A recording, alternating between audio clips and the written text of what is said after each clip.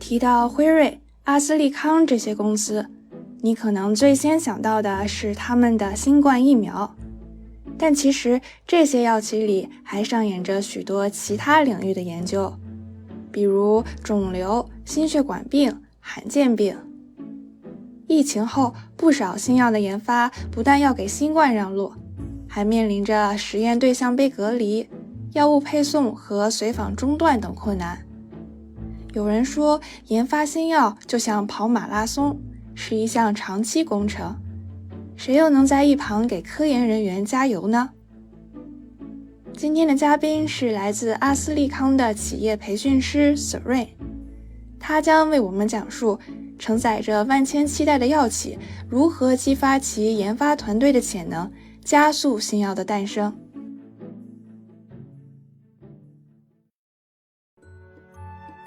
This is Dedicated, a show where people share about what they are dedicated to.It could be a career or a hobby. They will tell you why they're so into it, or how they become so good at it. I'm your host, Lulu, and making these conversations happen is what I am dedicated to. You can also tell me what you are dedicated to.This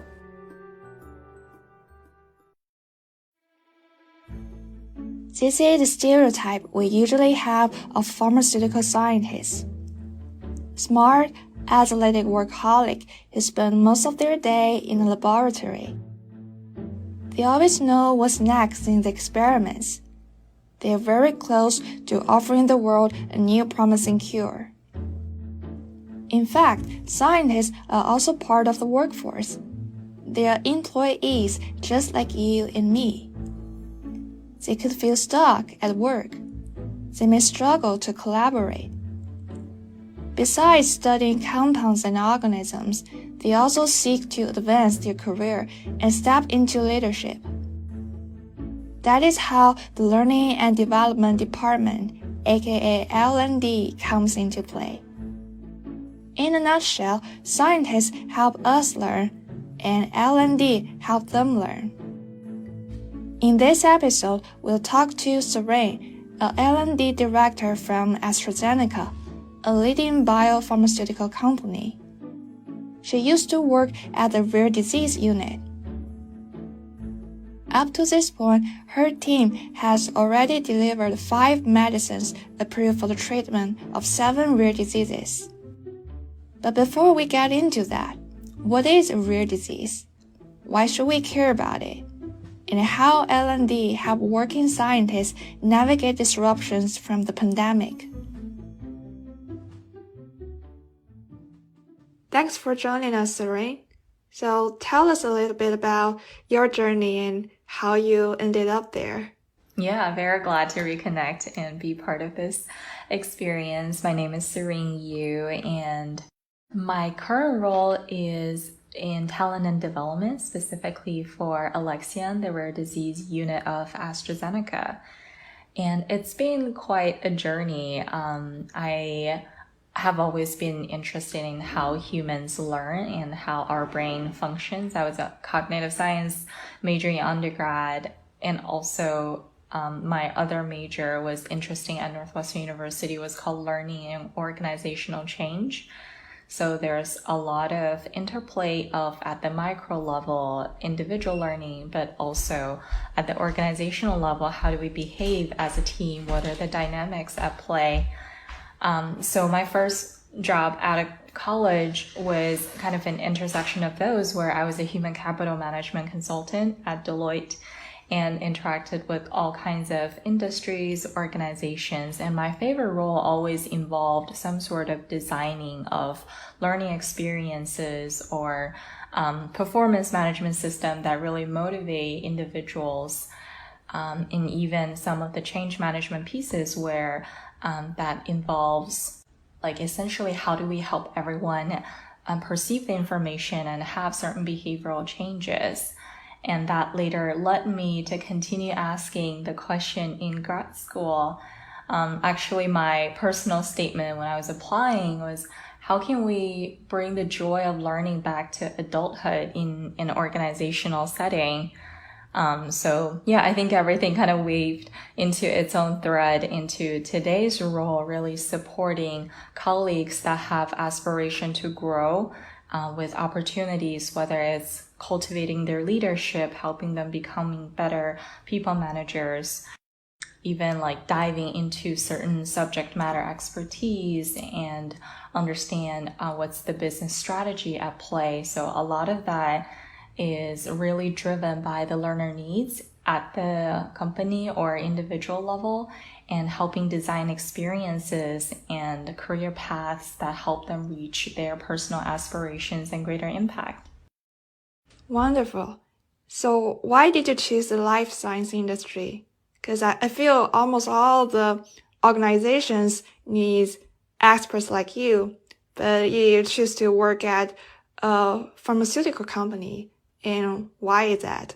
Yeah, it's kind of a serendipitous process. And I would say rather than I chose life sciences, it's more like life sciences chose me, partially out of being in Boston, where biotech life sciences is the primary industry, I would say, for a lot of the innovations and also big talent magnet.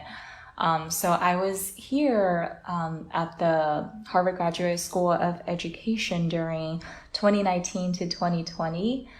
And if you recall, that's right around the time my graduation went virtual. Actually, our last month in the graduate program was completely online. Everyone scattered and didn't know what we would enter into during the recruiting season, especially as COVID and a lot of hiring freezes were just happening.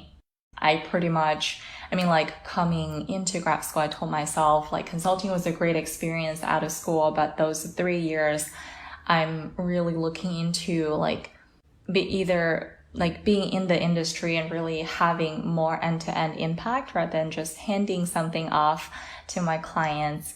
So kind of just really applied everywhere, a lot of education technology roles like my peers, because that was the focus of the MAD program, but also looked into some of the human resources aspects, since that was my background during the first job. I also looked into startups for user experience research, because that's a skill I really honed in during grad school. So after a lot of not hearing back, because everywhere there's a hiring freeze and really challenging season for everyone around me, I was fortunate enough to reconnect with a senior manager that I really enjoy working with while I was at Deloitte. And she was kind enough to connect me with this other person who was in Boston, also a former Deloitte alum, and he actually had openings on his team, and that's my current company, Alexion. This person no longer works here, but back then he was quite senior, I think a VP at the company, having a couple of headcounts. And I feel like the growth in the industry never really stopped. Obviously, some of the vaccine research fueled the need, but still they were investing in developing people and looking into growing human capital as an asset. So yeah, really fortunate to land into the industry through some of the connections. And then later on, I realized I could really fall in love with life sciences, because there is this constant need for lifelong learning. Everyone really has motivation, whether it's to stay current with the latest technology, research methodology, policies. There's really a big emphasis on continuous improvement and exploration, a sense of curiosity that I really appreciate among my colleagues. And I just love, obviously it's kind of crazy, you enter into a conference room, everyone has a PhD and everything, but I feel there's still this humbleness to learn from each other and to not only pass on information, but to actively create knowledge through collaborations that I love about life sciences. Mm-hmm. So you joined Alexion, and now it is part of the AstraZeneca. So is it still functioning independently? Does your role change over this acquisition?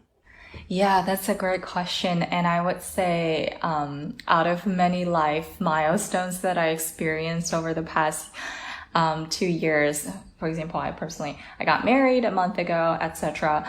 Being acquired thank you. On the acquisition side is definitely a greater turbulence that we all lived through.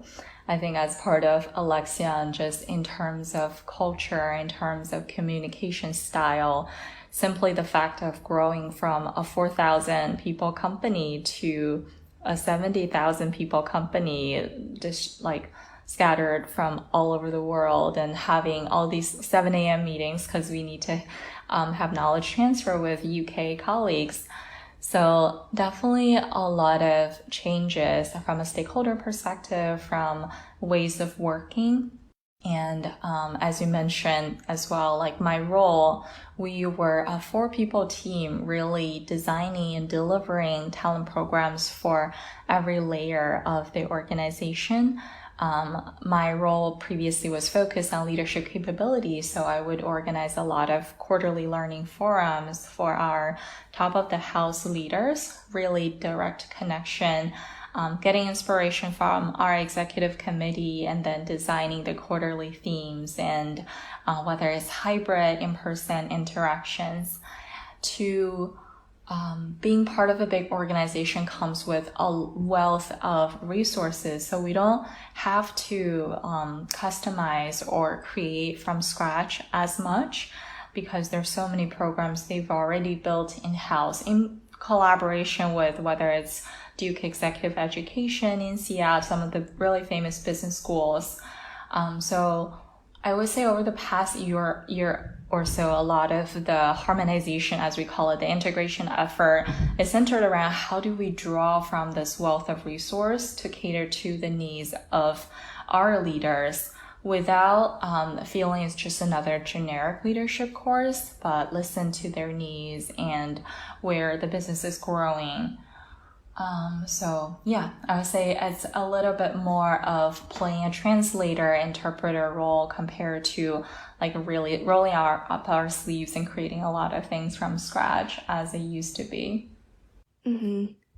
Yeah, I'm also curious, like how is, like, for example, the rare disease unit structured at Alexion, at AstraZeneca, and are you creating those programs for all different kinds of job functions and roles? Yeah, that's a great question. And the org structure is definitely evolving as we speak. So far, the model has been called autonomy with bridges, meaning we still maintained a lot of independent operations, and even our, like, for example, supplier system, who we contract with, our vendors, our legal review are still completely separate. But as I mentioned too, we did draw in a lot of resources and also have exchange, whether it's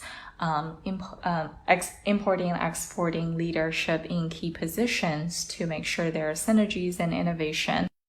Yeah, from a structure perspective, so any pharmaceutical company that are in the commercial phase, meaning that they already have drugs that directly are like approved and have interaction with physicians and patients, usually there is a commercial arm, meaning the people who are educating our patients, people who are educating the physicians, and also the operation behind all of that with different healthcare systems.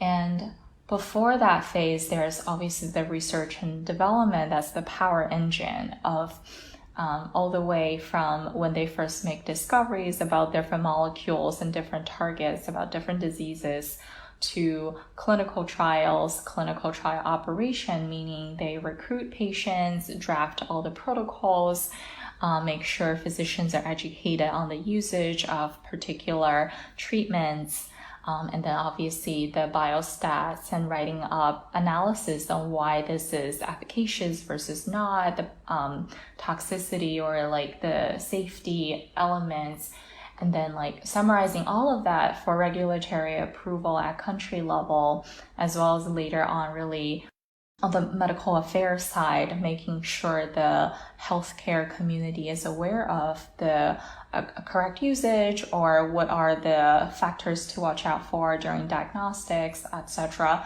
So there's really a lot of different functions at play and different expertise at play. And beyond those two kind of main pillars of every big pharmaceutical company, there's also the enabling units that we see in any corporate structure, like finance, HR, your IT. And I would say IT is really often the power engine behind a lot of innovations as well, since we're in this era of really using machine learning or AI to drive a lot of the insights. So yeah, I think for all of those, there used to be, I think, both subject matter expertise level development, like that's usually managed by each function. They would have learning and development experts dedicated to, for example, cultivating clinical trial transformation. So they would specifically have content designed, developed, delivered for very procedural and whether it's scientific knowledge as well. But I think because we only had a 4-people team, our focus was very much cross-functional. Really, how do we cultivate enterprise-level leadership mindset where you care about your own line of expertise, but you also care about how the company operates. How do we directly impact patients? How do we think about innovation, for example? And also, how do you engage and motivate your team? Because a lot of our leaders, they also go through this growth journey of from being, the top of their field in academia or in different medical fields to now leading a team and really understanding how do I navigate a difficult conversation? How do you deliver feedback? How do you navigate team dynamics, for example? Yeah. So I think it's a combination of the strategic leadership and the leading people and engaging, motivating hearts and minds. Yeah, I used to think most of the employees at pharmaceutical companies are pharmacists, but they're just one part of that pipeline, right? Like drug development is just one component. You also need to go through all those regulations and also getting those medicine onto the market. And then there will be many business operations or other kinds of work needs to be involved in this whole process. So that's why it's important to creating an environment good for collaboration. Yeah, and that's where you can drive innovation. Yeah, absolutely. I think something that I was surprised by in terms of this level cross-functional collaboration, just to give you an example, is a recent capability that our organization developed was called combination, meaning not only do you have a drug, you have a device for the patients to self-administer, because in the past, our treatment, people have to go into clinics maybe every other week, maybe every month for blood infusion. But there's recent innovation where, maybe people can, how for insulin, diabetes, people can self-administer based on a subcutaneous injection where they have a needle and they inject themselves with insulin. There are also advancements even in rare disease where we're looking into these new modalities. But we didn't really have manufacturing capability or we didn't have knowledge in how do we make this combination works, or how much fridge space do our patients need in order to just store those medicine at home. So really a lot of end-to-end consideration in terms of patient experience and manufacturing and supply chain, all of that is new because of an innovation that could essentially make their experience better. Mm-hmm. I see. And could you give us an example of how those programs or forums you have created look like, and how does they perform so far? Yeah, absolutely. I think I'll give you two different examples. One is when we were building a lot of things in-house, and it was also in the thick of COVID. We identified a few pillars for really driving growth in the industry and the landscape we're in. And one of the topics identified by top leadership was, how do we drive hybrid effectiveness? So even just with that theme, initially I just assumed, how do we collaborate effectively in a virtual plus in-person environment? But when we really went to talk to different stakeholders, different leaders, whether they are clinical program leaders, whether they are country presidents, as we call them, meaning they're the commercial head for different countries. And they really enlightened us with the fact that when we talk about hybrid effectiveness in pharma, it is the internal interaction, but it's also how do we engage with government, for example, to go through all the regulatory reviews. It's how do we interact with physicians in the virtual environment when it used to be a lot of like lunch and learn type of events, but now it's a phone call or some of the virtual outreach. It's also how do we do like technology transfer with an external supplier while like two parties were not together in person. So really like open our eyes into like hybrid means so much more in a very cross-functional environment.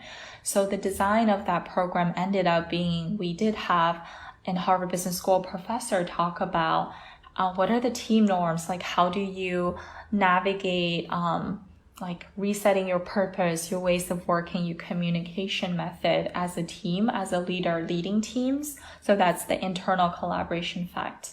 But there are also inspiration we drew from the organizations. We asked for a couple project spotlights for leaders to discuss. These are the innovations they've made since beginning of COVID to really meet the needs of whether it's physician engagements, regulatory review, it's partnership transfer.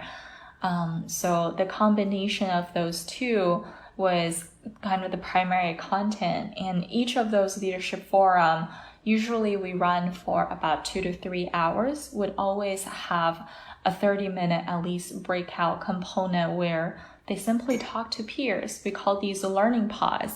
So you would have a group of around 10 leaders coming from different angles, different geographies, really discussing, how am I applying the hybrid effectiveness in my daily role, and how can I contribute to the ongoing innovation and even take the lessons learned as we gradually change back to in-person collaborations. So that was an example from the past, and happy to share another one from kind of the new modality of really taking from AstraZeneca. Another good example of really learning and development or talent focus is around inclusion and diversity.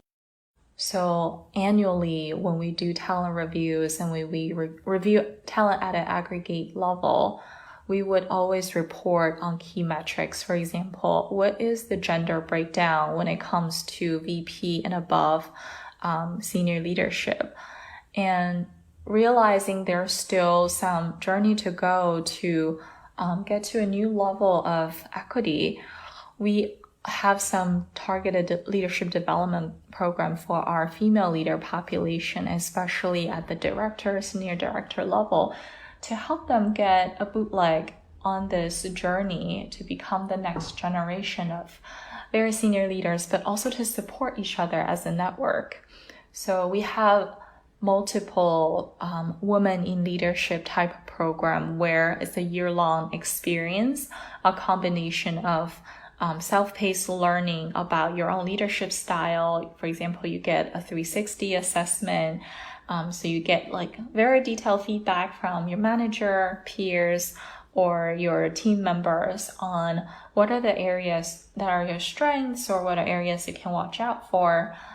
You also form into small groups with other female leaders from different sectors of the business to talk about what are some unique challenges in the workplace, whether it's based on cultural norm, even gender expectations, and how do we challenge that and continue supporting each other. I think a big realization is I mean, this network is invaluable, but also it takes sponsorship, meaning it takes exposure to senior leaders who are willing to advocate for your growth and really give you stretch opportunities to get to the next level. So as a continuation, you also get these roundtables with senior leaders or mentoring opportunities and even stretch assignment where you get to do something that's out of your comfort zone, out of your typical day-to-day for a set amount of time to really grow your enterprise level view and capability. So I would say that's a big focus for a lot of companies I know, and especially in pharma where there's definitely still the gender gap.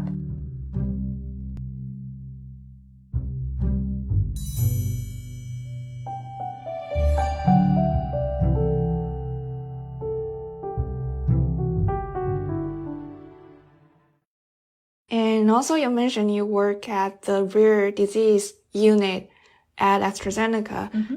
What is a rare disease? Because I feel some people may not be very familiar with this notion. And also, do you feel you could relate more to the rare disease community after working closely with professionals who specialize in those kinds of diseases? Yeah, that's a great question, and I'm definitely very passionate about rare disease in particular. So I would say that the definition in terms of the metric threshold varies by country, but I think usually it affects less than 5% of the world's population. Like the definition is a little bit different per country, but like over 95% of all rare diseases don't have approved treatment. So it's really a lot of exploration for a lot of the patients. And one of the biggest challenges, diagnostics, like I think over half of these rare diseases affect children, and even since they were born, a lot of genetic connections. But it often takes years for them to even be diagnosed because most of the physicians in their lifetime might never see the case at all. I'm just pulling up some stats as well. I think in the United States is definitely defined as fewer than 6 people for every 10,000. So just imagine if you live in a small town, like it's likely that the healthcare professionals there have never seen a case like this. And I think, Alexian, we specifically focused on devastating rare diseases that really have life-threatening impact. For example, some of the metabolic issues where people have liver failure or people have like easy bone fractures that affect their growth since childhood.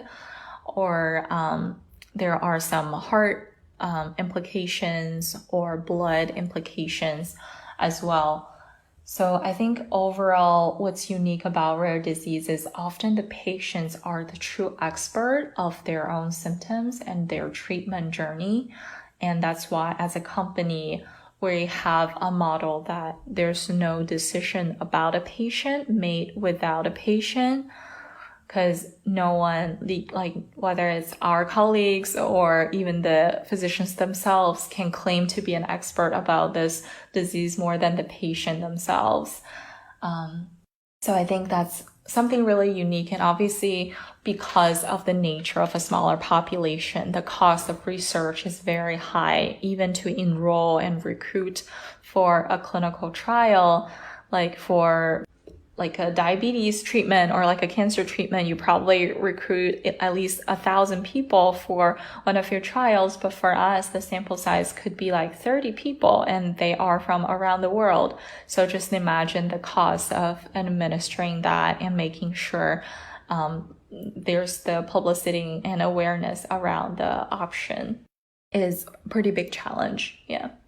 Yeah, and I know like many drug companies, including AstraZeneca, they have been busy rolling out vaccines for COVID-19 after the pandemic. So do you think the research on rare diseases is like impacted by this pandemic situation? Yeah, I would say twofold, right? From a patient experience perspective and physician availability in general, I think the diagnostic journey just became exponentially harder over the past few years. Even for oncology, another focus of AstraZeneca, there were big just challenges in terms of getting people diagnosed in time because the visits to whether it's their annual exam or just any physical checkup were not as frequent as pre-COVID. People were avoiding the hospitals at all costs, and a lot of the smaller symptoms got dismissed because of the priority of treatment. So for rare disease especially, that added additional layer of challenge for people who have not been diagnosed, and for post-diagnosis still it might limit their access for getting to a clinic to be part of a trial or even to receive their treatment. And that's also part of the reason we looked at a lot of the innovation. How can we reduce the number of visits for people to get blood transfusion and rather really self-administer at home? So I would say it's twofold, definitely challenge, but also driver for some of the innovations. Internally, while like a lot of companies definitely invested heavily in the vaccine research, I would say that's pretty much an add-on to existing operation in other units.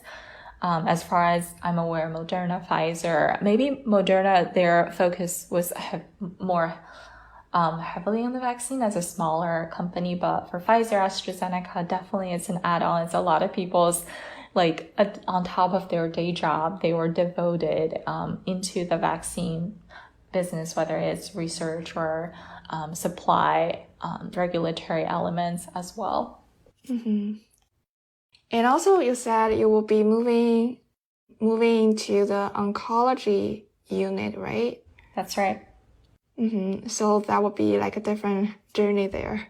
Yeah, I would say so. I think it's very exciting. I mean, just knowing personally how many of my relatives were affected by cancer. And I think it is a little different. We're at a very pivotal time where many cancers are curable. Like they're no longer the terminal disease that we perceive them to be because of the amount of innovation happening, whether it's immuno-oncology, even precision medicine. Like there are a lot of personalized design to treat certain types of cancer. So definitely excited to be at the forefront of innovation. But at the same time, I think both oncology and rare disease, there is an emotional element to it. Like we know they have devastating effect, not only on the patients, but also on the caregivers, because often parents or caregivers have to give up their original day-to-day schedule in order to really support the patient and guide them through the treatment journey. So there's an emotional driver for a lot of these work to be accelerated, to be available to more patients around the world. Mm-hmm. Yeah, and getting back to the rare disease issue, so I read about some statistic. So right now, like 1 out of 15 people globally could be affected by a rare disease, because we're not only talking about patients themselves, we're also taking into consideration their family, their friends, their caregivers, or other health professional working with them. And also for cancer care, I think, more people will be affected by this. So no matter you're working on rare disease or cancer care, I think it's all like helping improving the quality of life of many people, and also helping them live longer with their loved ones. Yeah, absolutely. I think it is pretty bold that one of our oncology ambition is to eventually eradicate cancer as the cause of death. So like thinking about that as a motivation for the day-to-day work we deliver. Yeah, and I think it's a really good point you call out. Like there is a slogan for our patient population saying, individually we're rare because it's like rare disease, but together we're strong.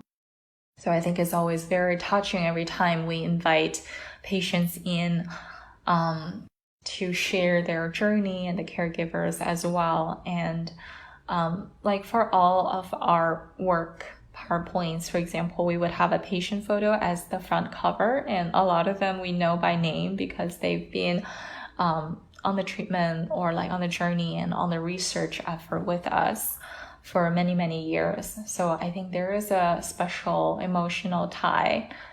And AstraZeneca at the same time has this huge focus on scientific advancement. So you'll see a lot of internal like training materials or even just external marketing materials having a focus on scientific theme. You'll see like structures of molecules, things like that in the front page. So really like having that like drive to advance science and innovation on a daily basis.